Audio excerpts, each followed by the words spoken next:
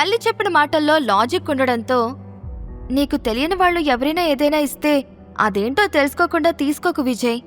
నీ అమాయకత్వాన్ని వాళ్ళు అలుసుగా తీసుకునే ప్రమాదముంది అని చెప్పింది మిథున. సరే మిథున్ గారు, నేను మళ్ళీ ఇలాంటి తప్పు చెయ్యను అని ప్రామిస్ చేశాడు విజయ్. మిథునకి ఎప్పుడూ విజయ్ ఎదురు చెప్పింది లేదు. అతల్లో ఈ క్వాలిటీ అంటే మిథునకి చాలా ఇష్టం. విజయ్ గురించి ఆలోచిస్తూ విండోలో నుండి బయటకు చూస్తూ నెమ్మదిగా కళ్ళు మూసుకుంది.